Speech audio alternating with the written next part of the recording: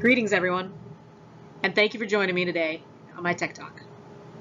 My name is Amanda Fox, and it's my privilege to speak to you all about telemedicine and its role in the world of primary care. A few things before we get started. First off, by no means am I a subject matter expert in the field of telemedicine. The information I'll be sharing with you today is a conglomerate of synopses from published articles, literature reviews, editorials, combined with some of my personal experience from the time I spent in the primary care clinics as a primary care clinician. Second, telemedicine is a huge topic, and there's no way that I could cover everything there is to know in a timely manner without putting you all to sleep. Therefore, in the interest of time and keeping you all somewhat entertained in the next half hour, I'll focus on telemedicine as it pertains to primary care and how healthcare professionals can leverage lessons learned to deliver optimal patient care. A little bit about me. I'm a family nurse practitioner by trade, currently serving on active duty in the Air Force as a member of the Nurse Corps. My previous assignments have taken me to Texas, Nebraska, and most recently here to Travis Air Force Base, California, at David Grant Medical Center, where I have been able to step away from direct patient care for the last year and serve as the Clinical Inquiry Nursing Readiness Fellow out at the Clinical Investigation Facility. What that means is I've been able to take a deep dive and truly understand the principles of evidence-based practice, research, process improvement, quality improvement, and how they all kind of fit into the bigger picture of how we deliver healthcare as a system, as a whole. How we can harness these tools and leverage them to provide the most optimal patient care to all individuals that walk through our doors and seek our help. Telemedicine is one of those topics that has emerged as a key component moving forward in our healthcare system. As I'm sure we're all painfully aware at this point, the COVID-19 pandemic forced all of us out of our comfort zone. It impacted the healthcare system in ways that were previously unimaginable. No longer could we provide care in ways that we had done in years previous. We had to find ways to still take care of people while keeping each other safe. And one of the ways are disruptive innovations that kind of emerged as a solution moving forward and really changed the way that we deliver healthcare and how we care for other individuals was telemedicine. So without further ado, enough about me. Let's get to what you really came here to hear about today, and that is telemedicine. So what are we going to talk about today? First off, what is telemedicine, right? I think it's a good place to start to go ahead and establish what it is we're truly talking about when we hear these words, or the buzzword telemedicine.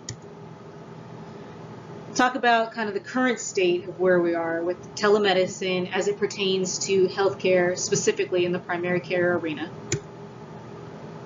How all of this can really relate to modeling and simulation. How is it being used in practice? Both its strengths and what it brings to the table, and current limiting factors of why it may not be performing to the potential that was envisioned at its inception. And then, of course, the big question, right? The big, so what? Why is it important? And what does it bring to the table? Why should we care? And then finally, what is the way forward? How can this principle be applied in future states? How does it change the world of healthcare as we know it? So, objectives. Of course, we want to define telemedicine and really understand what it is when people use this word. We also want to discuss the current state of telemedicine as it pertains to primary care. We'll discuss the benefits of telemedicine, and then on the flip side of that as well, challenges for adaptation to practice. So what is telemedicine? A lot of times, especially in literature even, telemedicine and telehealth are used synonymously. However, it's a common misconception that they are equal. Telehealth is the bigger umbrella. It refers to both the clinical and non-clinical applications of delivering healthcare from a distance. Telemedicine more specifically refers to the practice of medicine using technology to deliver care at a distance as it pertains to remote clinical services. Now, what do you think of, right? For me, I'm a visual person. I'm a visual learner. So the top two pictures I thought were kind of humorous. Don't think we're there yet. I don't think that clinicians are popping out of phones or that we're sticking stethoscopes onto our mobile devices to go ahead and obtain objective clinical information. But the bottom two pictures are a pretty accurate representation of what it is we're doing today. On the bottom left there, you can see a clinician clearly interacting with the patient through a screen with audio and visual cues so that they can perform both a review of systems, a health, of the present injury and illness, and then go ahead and formulate a treatment plan for them going forward. Whereas in the bottom right, he has a little bit more going on there, right, as far as different data from screens. Looks like it may be an interaction, some feedback data from some wearable technologies, and then potentially some other monitoring devices as well. And when we talk about telemedicine, we can break it down further into three main categories. The first of which is real-time telemedicine. Now, after this year that we've all lived through with the COVID-19 pandemic, this is the category that a lot of us are prone to associate with telemedicine. Here, the patient and the clinician are able to meet together in real time, virtually of course, and complete an exam to address current health concerns. This is completed via telephone or even video conferencing capabilities if available both at the medical site and with the patient. The patient still presents their chief complaint of what is going on. The clinician is able to obtain a detailed history, review any medications that may be currently being taken, review past medical history, any chronic conditions that the patient may have, and then progress on as they would in an office encounter and do a review of systems. From there, while they may not be able to lay hands on a patient to conduct a physical exam, what many have found is that there's still parts of the physical exam that can be done. You can still observe a patient and how they're interacting. You can still listen to what it is that they're telling you and really key in on the history that's being provided to you. From there, the clinician and the patient develop the treatment plan of what it is they're going to be working up, going through differential diagnoses, and then coming up with a plan of how to move forward. The remote patient monitoring category is a little bit different than the previous category of telemedicine, in that it uses wearable technology to monitor different aspects of the patient's health, whether that be heart rate, blood pressure, blood glucose, weight, different variables that may be useful in determining if an adjustment to the current treatment course is necessary. And then very similarly, the third category, which would be the store and forward telemedicine, where data is obtained via wearables through the patient, and this information is sent into an e-platform, a cloud, if you will, for review at a later time by authorized users such as the clinician. The clinician will then take this data and determine if a treatment is effective, if any adjustments need to be made, or if we're on course with the current prescribed plan of action. So how did we get to where we are today? Well, telemedicine became the new buzzword seemingly overnight in the past year. It's not a new concept. In fact, fun bit of info for all you trivia buffs out there. One of the first telemedicine initiatives was undertaken in the late 1960s by none other than NASA. That's right, you heard correctly. NASA partnered with the Nebraska Psychology Institute in an effort to leverage remote monitoring capabilities to provide medical care for long-duration space missions. Fast forward to 2021, and here we are. Telemedicine entering the scene once again, this time as a seemingly disruptive innovation, revolutionizing how it is that we conduct business in primary care. Telemedicine reemerged on the healthcare scene at a time when clinicians were desperate for a means to provide care to patients amidst the chaos of the global pandemic. This disruptive technology provided an avenue to increase access to care for patients while mitigating the risk of viral transmission. In addition, it offered a solution to improve health outcomes via remote monitoring technologies. Furthermore, it addressed the growing concern of continuity of care. While this may seem like a small win, I want you to put yourself in the shoes of the patient. You have this concern about your health care that has been bothering you for quite some time, and it's finally gotten to the point where you've worked up the courage to seek medical attention. But once you go into the walls of the healthcare arena, you have to recall your healthcare history to a complete stranger every single time.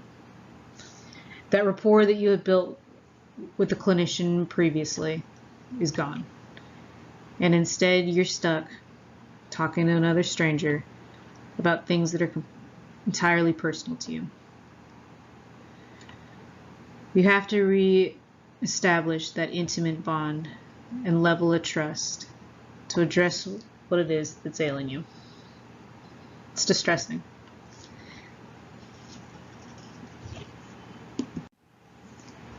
When patients are allowed to continue with their same provider visit after visit, they feel more comfortable disclosing what it is that's going on. That bond between the clinician and the patient is sacred. In those moments when the patient feels most vulnerable, the clinician is whatever the patient needs them to be. An advocate, teammate, coach, a shoulder to cry on, an ear to listen, whatever they need to be. That's why the continuity of care is such a big deal. And thus, when continuity of care is able to be established, patient satisfaction goes up. Patients feel that they are getting quality of care. They feel that they matter, that they're cared about, that they're able to address their healthcare concerns at a time and place that is convenient for them and safe for them to do so. Telemedicine also offers a solution to the anticipated problem of clinician shortage by offering a means to bridge that gap. Telemedicine has given the healthcare industry an alternate means of conducting patient encounters. However, it has been met with quite a bit of resistance, even after its proven track record of success in the times of the pandemic. Clinicians cite a lack of formalized training as one of their main challenges in adopting telemedicine into their everyday practice. There's also been discussion regarding the payment and reimbursement disparities of rendering services over virtual platforms versus in-office. The equipment cost to go ahead and conduct audio and video conferencing appointments, both in clinic and on the part of the patient, has also been cited as a limiting factor. For our older population, or those who may not be familiar with digital equipment, digital literacy and the ability to use the technology so that they can leverage telemedicine platforms has also been called a limiting factor in the success of telemedicine. Some patients may also lack access to certain technology capabilities so that they can take advantage of these telemedicine services that are offered by their providers. And then, of course, there's the always present discussion of liability. Clinicians are used to having those in-person encounters where they can perform a physical exam based on what is provided to them. While they still obtain a health history regarding the chief complaint and conduct a review of systems, some report concerns of not being able to physically conduct an exam. This then begs the question of what if something comes to the patient that is harmful, that may have been missed on a virtual encounter, but may have been detected on an in-person encounter. Who is liable? Is the patient willing to accept that amount of risk? Is a provider going to be held accountable for missing certain diagnoses? These are the challenges that telemedicine must face and must address. So coming back full circle, with what we've seen up to this point with telemedicine, how does it relate to modeling and simulation? Over these past few courses, we've learned about the technical and non-technical skills that can be harnessed and grown through modeling and simulation technologies. It's easy to think of the technical skills that we can acquire via modeling and simulation, but the non-technical skills are equally as important when it comes to medical training programs. One such non-technical skill that we could continue to harness with these capabilities is the communication skills of a healthcare professional. By incorporating telemedicine into medical training programs, we can teach our clinicians to communicate effectively, to go ahead and conduct these visits using these virtual communication platforms, to feel comfortable in fielding a chief complaint with a patient, obtaining the health history as they normally would in an office encounter, conducting a review of systems, and then using different skills to complete their physical exam on these virtual platforms. Remembering that there's more to a physical exam than just laying hands on a patient. Clinicians can use their sight to observe a patient. They can use their ears to listen to what it is that they are saying and still come up with a plan to go ahead and move forward. These non-technical skills are invaluable and should be prioritized, especially in the case of telemedicine. By leveraging simulation-based events, we can assist our clinicians in developing these communication skills and working together both with the patient and with specialists alike to foster that sense of teamwork so that they can deliver safe, effective patient care in an effective manner. And now, ladies and gentlemen, I ask you to think of the big picture and ask yourselves, where do you see telemedicine moving forward? This disruptive innovation has shown it has the potential to transform the healthcare system of tomorrow. As the Air Force Chief of Staff, General C.Q. Brown stated, we must accelerate change or lose. In the past year, healthcare took a chance on telemedicine, and the results speak for themselves. As we move forward, it is imperative we evaluate the current state of practice and identify ways we can improve. Teamwork will be critical for success. Clinicians must continue to partner with the team to care for patients in a safe manner. They say it takes a village. This time-tested adage and principle can easily be applied to patient care. Additionally, there is often a misconception that virtual encounters are easy. Clinicians are still responsible for assessment, diagnosis, and treatment when conducting visits.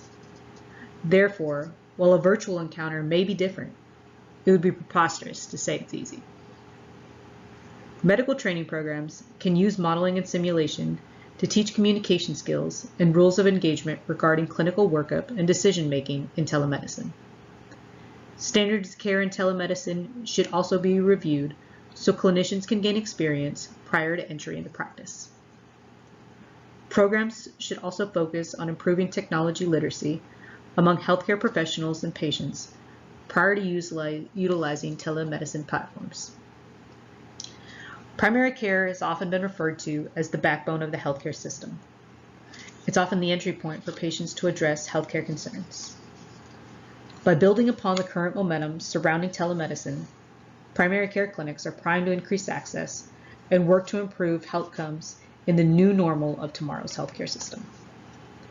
Telemedicine is becoming more widely accepted among patients and providers alike. Now is the time for telemedicine to establish itself as a staple in primary care. And with that, we've reached the end of today's Tech Talk. I want to thank you all for taking the time to listen as I share some of the information that I was able to acquire while researching telemedicine, specifically as it relates to the world of primary care. As I mentioned in the beginning, by no means am I a subject matter expert in the field of telemedicine.